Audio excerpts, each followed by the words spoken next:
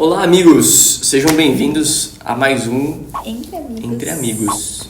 Isso aí. Isso não é combinado, tá? O Dura vai ficar Eu que vou entrando. parecendo toda vez a gente vai fazer esse combinado, sim, mas não é.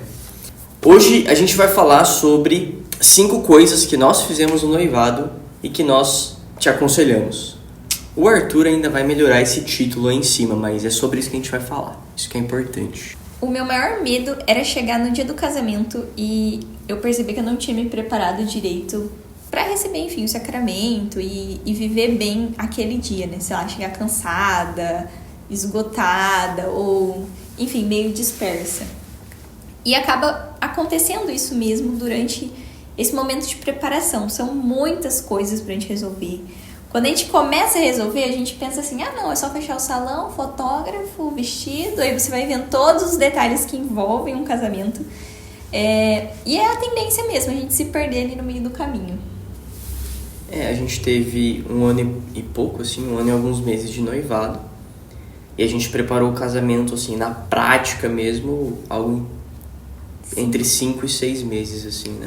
Claro, a gente já estava pensando e se preparando, assim, na nossa formação e tal. Mas de prática, de coisas práticas ali mesmo, foram 5 meses, né? Isso. E a gente sabe que é um período, né, de muitas inseguranças, um período caótico. E a gente tem a tendência disso que a Isa falou, né, de acabar se dispersando. E qual que é o problema disso? É que a gente pode viver muito cansado, mal-humorado, estressado, e descontar isso no outro, desgastar já a relação, até mesmo antes do casamento, e até pôr em dúvida, às vezes, o próprio casamento, né? Também ficar ansioso, né? Hoje é um dos maiores problemas que a gente encontra por aí. E com certeza desperta uma ansiedade, esse monte de coisa pra fazer. Sim. E a gente, por exemplo, tava preparando, né, o casamento, preparando a viagem da lua de mel. A casa.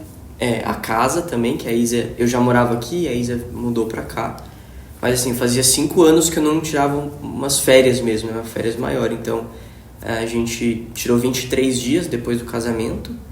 E foi um tempo que foi muito bom, mas a gente teve que, né, organizar, se preparar bastante pra isso. Trabalhar proporcional esses 23 dias praticamente. que viriam a seguir. Então tinha todo o trabalho normal e a Isa também, né, coordena um setor, então tinha que preparar a equipe, eu preparar a equipe aqui pra gente poder sair tranquilo. Então era tudo isso fora a vida familiar, as amizades e convívio social, a vida interior e tudo isso, o estudo. Então, assim, era tudo isso misturado. Então, a gente sabe o quanto que isso é caótico. Tem as questões financeiras no meio disso, é claro. Então, tudo isso a gente sabe que faz parte. Então, eis aqui 5 ideias. Acho que o primeiro conselho, e bem simples, mas precisa ser lembrado, é para realmente aproveitar o momento. Desde o dia do casamento mesmo, né? Aproveitar o dia, enfim, curtir o máximo que puder. Mas também esse período de preparação. É um período caótico, sim, mas depois dá saudade dele.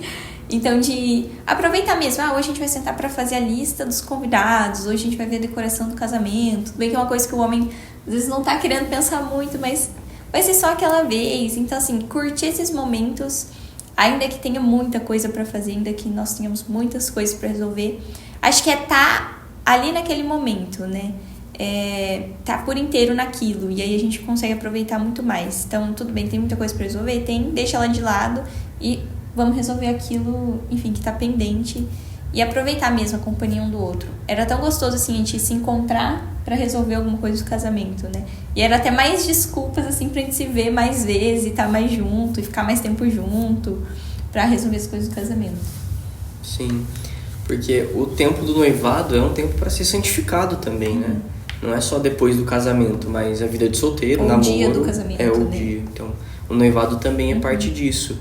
E é importante, assim, nessas preparações, nessas decisões até, se lembrar do porquê disso. Então, não é porque é caótico que precisa ser sem serenidade, que precisa ser bagunçado. É caótico no sentido de que é muita coisa, mas não precisa ser um período triste, um período tenso, de brigas. Então tem que saber aproveitar isso, cada coisa. Mesmo que o homem, né, realmente, até eu assustei assim, porque, sabe, pra mim é muito natural participar, resolver e tal. E aí a moça que tava assessorando a gente falou, nossa, Thiago, você é um noivo que tava muito por dentro, porque tem noivo que, assim, o cara não participa de absolutamente nada. Então a gente sabia que, claro, né, muita coisa, igual flores, essas coisas, a Isa decidiu do jeito que ela achava melhor, que ela gostava. Pra mim, completamente indiferente. Mas eu tava ali, né, eu sabia que isso era importante pra ela, que é o nosso casamento, é o início da nossa família. Então é aproveitar esses momentos, mesmo que não seja muito agradável pra você, ou que é uma coisa que você não goste e tal. E até uma dica para as meninas é delegar coisas que o outro tem interesse, né? Assim, para ambos, né? Então, assim, vou delegar pro Thiago resolver as flores. Ele não vai escolher a flor que eu gosto e ele vai achar um tédio. Então, assim, ser inteligente também, sabe? Delegar uma coisa que o outro gosta de resolver. Então, eu lembro que, por exemplo, o vídeo do casamento, as músicas. Eu cuidei de toda a parte de organização, a parte financeira, os pagamentos, enfim, todo esse controle eu que fiz, que é uma coisa que a Isa não gosta. E eu, em contrário, também não sabia de um monte de... Assim, tava acompanhando, mas não sabia de um monte de coisa, de forma de docinho, flores e mais a toalha da mesa, essas coisas todas. Deixava a Isa decidir, tava ali com ela, claro, mas a gente aproveitava esse tempo juntos também, né? Então não ficar ansioso querendo que acaba, ficar... resolver logo, tipo, vai, vamos. Não, tipo, olha, é uma coisa que faz parte também do todo, né? Então esse é um primeiro conselho importante. E tem muitas coisas que no dia, às vezes a gente fica assim, né, meses pensando, e principalmente as meninas. Tem que ser perfeito, tem que ser do jeitinho que eu pensei, e esse detalhezinho que eu pensei e tal. No dia não vai sair exatamente o que estava na sua cabeça. Você não vai nem lembrar. E você nem vai ver tudo que você planejou. Você vai bater o olho e falar, beleza. E muitas coisas você realmente não vai nem perceber que teve ou não teve, né? Então, acho que a gente desapegar mesmo, assim, de algumas coisas, sabe? Então, por exemplo, minha mãe, um exemplo, né? Minha mãe queria que tivesse tal decoração. Assim, eu não queria, mas vai fazer uma grande diferença pra mim isso, né? É melhor eu entrar em conflito com ela, ou enfim, deixa, né, ela participar também. Então, acho que não se apegar tanto enfim, coisas que não vão fazer diferença lá no dia, né, lá na frente. Sim. Esse ponto que a Isa comentou é delicado em algum aspecto, né? Porque a gente sabe que muitas vezes os pais querem se intrometer, impor, resolver no lugar dos noivos. E a gente tem que saber entender que a virtude está no meio. Então não é nem deixar, né, os pais invadirem uma coisa que realmente não é para invadir, mas também saber ceder em algumas coisas que dá para ceder. Isso na relação com os pais, mas também na relação de um com o outro, né? Nos gostos pessoais e tal. Porque é importante, nesse sentido de aproveitar o momento e a festa e o casamento, é que o casamento e a festa é pra vocês, né? No caso, como era pra nós. Então é pra vocês curtirem. Tinha muita coisa que, a gente fazia questão que fosse assim, que fosse assado. Mas também é pros outros também aproveitarem a festa. Tem que pensar muito nos outros. Então, quando a gente foi pensar nas comidas, por exemplo, a gente falou, nossa, a gente amou essa comida e esse doce. Mas eu acho que a maioria das pessoas não vai gostar. Então a gente tem que pensar algo um pouco mais universal. Então a gente tem que tomar esse equilíbrio entre saber, olha, é nosso, a gente tem que controlar, a gente tem que cuidar. Não vai deixar também os outros saírem fazendo o que querem. Mas isso não só os pais. Mas ao mesmo tempo também não é só pra gente. Tem que saber compartilhar e pensar nos demais, né? Então acho que é esse equilíbrio. Então, seguindo o assunto, já o segundo conselho é pedir e aceitar ajuda, que também tem que ter esse equilíbrio. Mas a Isa comentou sobre delegar, então a gente quer ter o controle da coisa, quer fazer do nosso jeito, fala, não, se eu não fizer, se eu não decidir, ninguém vai fazer. E claro que... Ninguém vai fazer como eu faço, como a gente poderia fazer. E claro que isso em parte é mesmo, mas às vezes você pode até se surpreender. E aí, pessoal, esse áudio está sendo gravado à parte aqui, para explicar que, mais ou menos no meio do vídeo, a nossa câmera deu um problema, quebrou o arquivo da gravação. Então, do meio para frente, vocês vão apenas escutar o áudio. Tá? Sinto muito, mas façam um bom proveito da mesma forma. Primeiro porque, eu que sou homem, nunca pensei nisso, assim, mas o pessoal aconselhava e a gente escutou que quando a gente convida alguém, os pais, ou primos, ou sei lá, amigos, irmãos, para ajudar, às vezes aquilo é uma coisa para nós muito simples, ou que a gente tem vergonha, mas que a pessoa fica extremamente feliz em poder ajudar. Até mesmo os padrinhos, né, podem se envolver nisso. Então, para a pessoa é uma alegria também poder ajudar, sabe que a gente tem muita coisa para fazer. Então, são coisas que eu realmente nunca tinha pensado, mas que a gente pode pedir ajuda para as pessoas. Isso também até envolve um pouco da humildade, né? No sentido de saber que a gente não é super-herói e a gente pode deixar as pessoas ajudar. Às vezes a pessoa quer dar um presente, ela quer fazer um agrado, e você fica, não, fica uma situação tão chata, tipo, que então não precisa, sabe? A pessoa quer ajudar também, deixa a pessoa ajudar. E a pessoa se sente importante também, né? Acho que até é um ato de caridade, assim, mostrar que ela é importante pra nós e por isso que a gente convidou ela pra ajudar, né? Enfim, delegar sobra mais tempo pra vocês também, né? Então já tá corrido e tudo mais, não estão tendo tempo nem pra conversar direito. Se você delega uma atividade que é, sei lá, passar uma tarde inteira fazendo, vocês vão ter mais tempo pra ficar juntos, pra conversar, pra olhar pro que realmente importa durante esse período também. Sim, e é diferente de ser folgado. Também tem que ter, por isso que a gente fala desse equilíbrio. Também é diferente de ser folgado, tipo, você não vai resolver nada pedindo pra todo mundo, né? Tipo, não, calma. E outra coisa que isso é até da parte corporativa, mas delegar não é delargar. Então, tudo que a gente pedia ajuda pra alguém, por exemplo, comprar um champanhe, a gente mandava o dinheiro, buscar tal coisa em tal lugar, resolver tal coisa com tal pessoa. Todos esses detalhes a gente pedia, mas também deixava anotado. Pra gente ir acompanhando, aí fulano, deu certo, tudo bem, a gente eu preciso ver alguma coisa. Então, assim, não é só, claro, ficar pesando em cima dos outros. O terceiro ponto é basicamente um conselho que eu recebi e que, assim, salvou a minha pele durante esse período.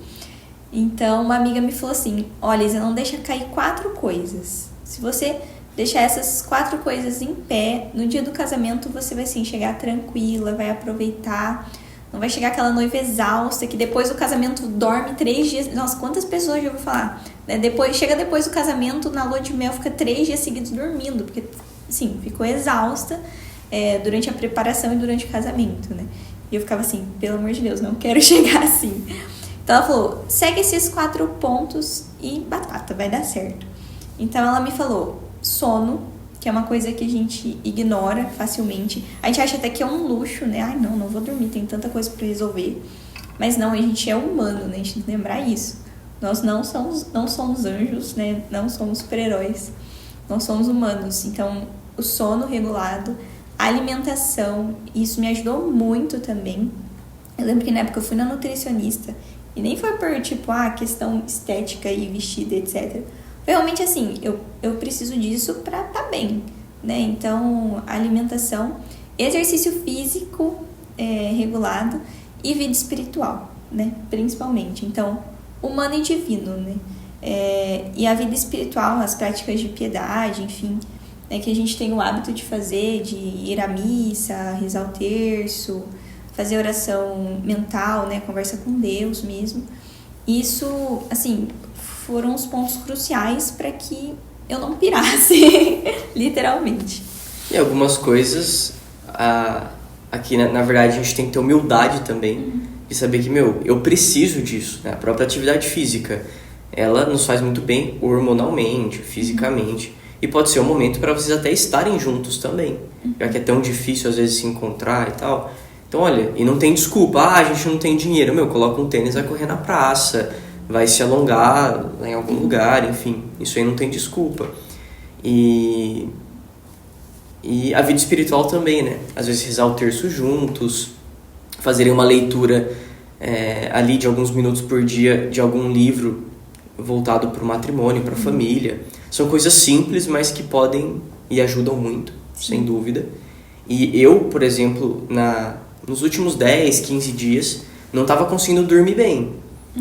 Porque estava com muita coisa, e então voltei a dormir um pouquinho mais tarde, ter que, enfim, às vezes passar do horário, ou ter que acordar muito cedo no outro dia de novo. Então, assim, eu não lido bem com isso no outro dia. Já fico muito cansado, fico mal-humorado, a cabeça rende muito menos, emocionalmente você fica muito mais cansado.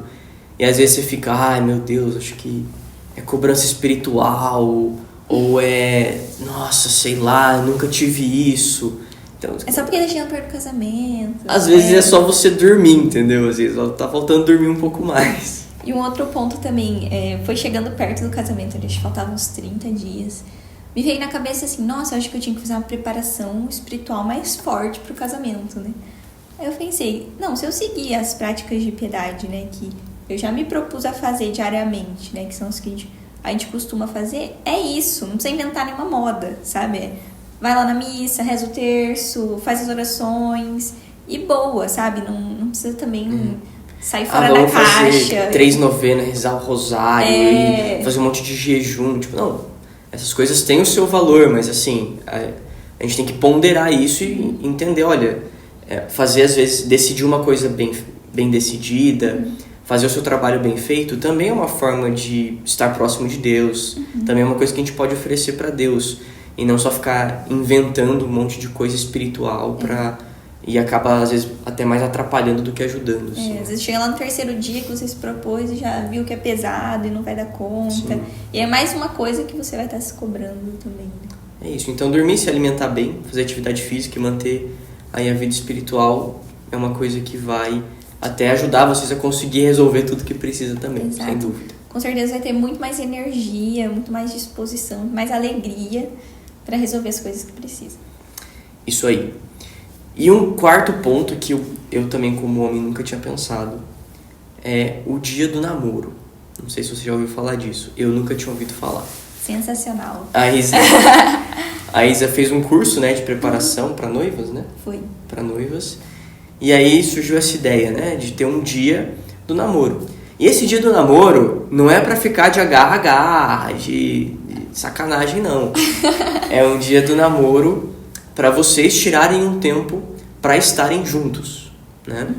Um tempo sem família, sem amigos, um tempo para vocês. Então, um dia na semana ou a cada 10 dias, tem um dia e também não tem desculpa, a gente não tem dinheiro para sair e tal. Gente, inventa alguma coisa em casa. Faz um cachorro quente. Sabe, inventa algo e aproveita, esse tempo de preparação, sei lá, do cachorro quente é um tempo para vocês estarem juntos. E então a gente tirava um dia no meio disso tudo para não falar de coisas técnicas, não falar de problema. Checklist. Era um dia pra gente conversar sobre a gente, sobre a família e etc. E uma dica, assim, muito legal, tá aqui na descrição do vídeo no YouTube, é essas perguntas, né, que a gente pegou de um site, que tá aí também pra vocês. Então, às vezes a gente saía pra jantar ou se encontrava e a gente ia um perguntando pro outro e se conhecendo, estreitando a nossa relação. A gente descobriu várias histórias, várias coisas que a gente não sabia do outro. Então, essa ideia dessas perguntas, claro, muito natural, muito tranquilo, mas que nos ajudam a conversar mais, sem celular, né, sem ficar usando o celular, WhatsApp, rede social. Então, é um costume, uma coisa que pode ajudar muito. Então, vocês podem conversar, inclusive, sobre questões que às vezes não dá tempo. Ambições profissionais, sobre o que o outro pensa sobre a questão da educação dos filhos. Enfim, isso serve até para o namoro, né? Para coisas importantes que você tem que conversar. Para conversar até às vezes sobre, olha, uma coisa que o outro está fazendo e não está legal, né? Fazer uma correção ali com carinho, com cuidado. E para vocês também darem risada e assim por diante. Então, é um momento importante que ajuda muito até a descansar, né? É uma forma de descanso também. E o quinto e último ponto é organização e planejamento, né? Um casamento, a gente sabe que não é uma coisa muitas vezes barata, né? Até se você fazer uma coisa super simplesinha, precisa se organizar para que não saia, enfim, do planejamento, né? Bota a palavra noiva na frente de qualquer coisa, noiva, noivo. É o triplo do preço. É o triplo do preço. Então, acho que essa organização ajuda muito a, enfim, não começar a vida de casados endividado, por exemplo, e com um problema, né? Não começar tranquilo. E uma coisa que a Isa comentou é da ansiedade, né? Que, inclusive, mais perto do casamento é super normal ficar um pouco mais inquieto, mais agitado. Por isso as coisas do ponto 3 são tão importantes. Mas também, muitas vezes, a gente tá com 1 milhão de coisas na cabeça, fica ansioso. E o que ajuda muito é escrever essas coisas, é ter anotado, ter um checklist, ter isso escrito, né? Seja no computador, seja numa planilha, seja no papel. Mas isso nos ajudou muito. Então a gente... Nossa, tem um monte de coisa para resolver. Beleza, a gente abria, a gente montou ali um painelzinho ali escrito no computador. E a gente sabia, olha, o que é mais urgente? Não, isso aqui tem que resolver primeiro para depois resolver outras coisas.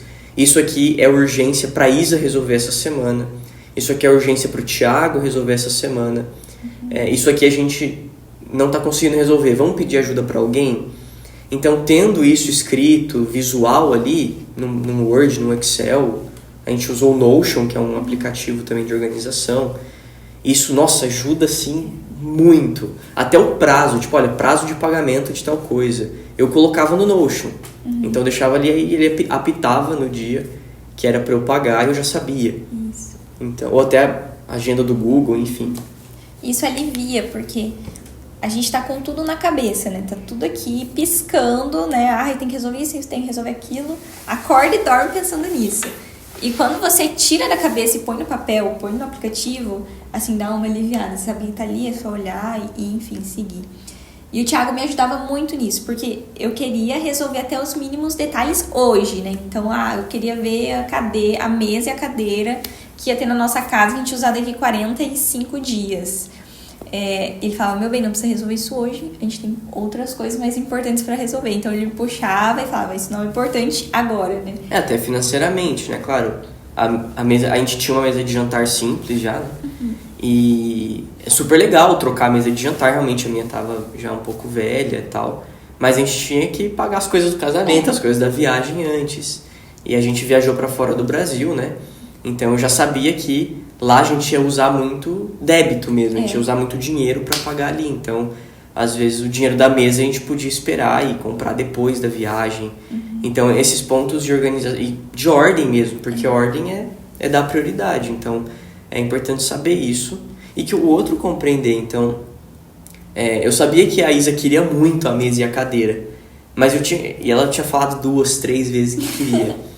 E eu também não ficava assim, nossa, de novo você tá falando da mesa e da cadeira, já falei que a gente vai ver depois.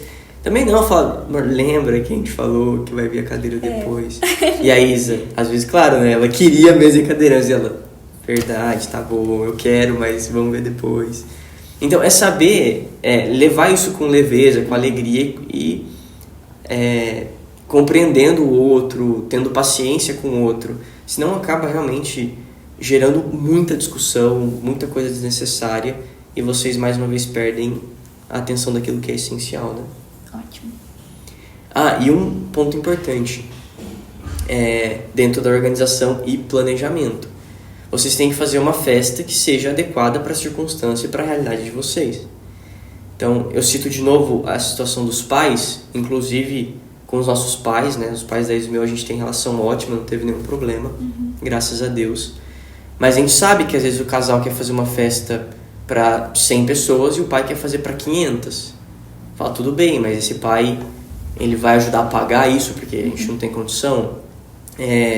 Ou às vezes, não, o sonho da vida do seu pai é que tenha tal coisa. Fala, olha, que bom, mas assim, esse não é o nosso sonho e a gente não tem condições, a gente não quer.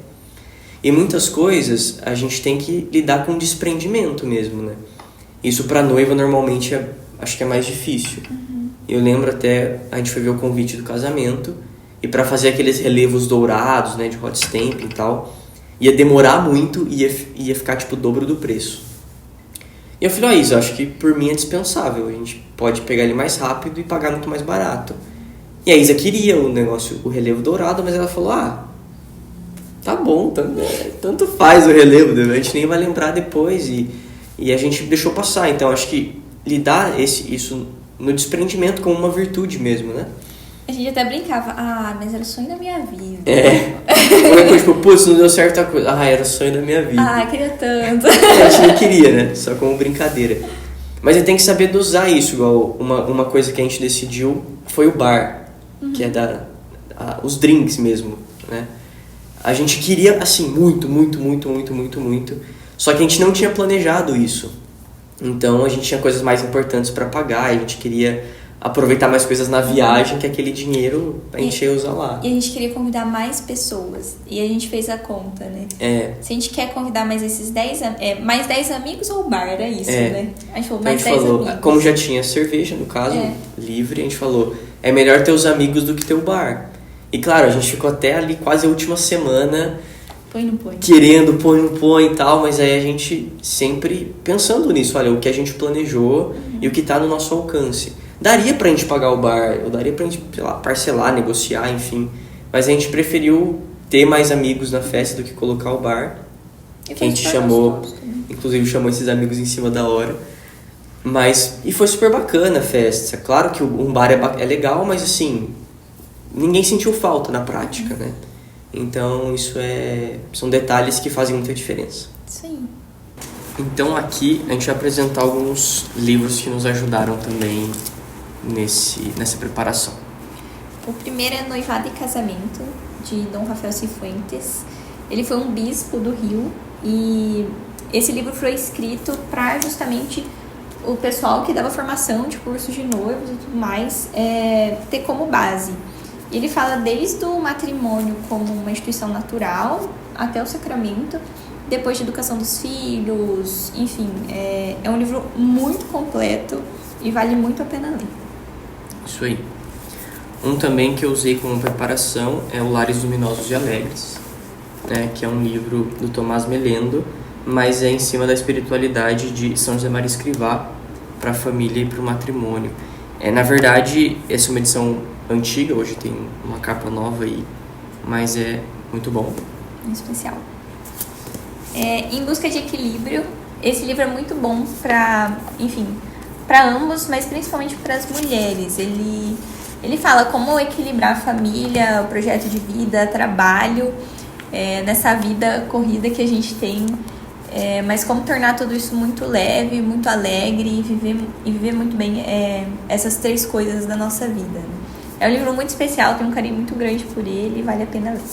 E depois, o pessoal das antigas aí vai lembrar, mas são alguns livros de teologia do corpo. Aqui, especialmente, esse eu comecei a ler na preparação mais final, assim, que é Boa Nova sobre Sexo e Casamento. E ele tem aqui no começo uma introdução sobre a própria teologia do corpo, de São João Paulo II.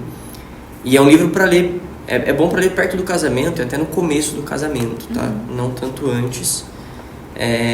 E depois tem outros do Christopher West, que vocês podem procurar aí, qualquer livro do Christopher West, tem a teologia do corpo para iniciantes, enfim, que pode ajudar também.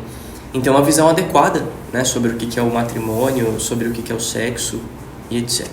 Então é isso, pessoal. Obrigado por você ter acompanhado até aqui. Se você já se casou e tem outros conselhos também, claro, a gente não tem como falar tudo, deixa aí nos comentários para ajudar os amigos também. E se você vai se casar, precisa de ajuda, deixa aí nos comentários que a gente vai conversando, porque aqui a gente está entre amigos.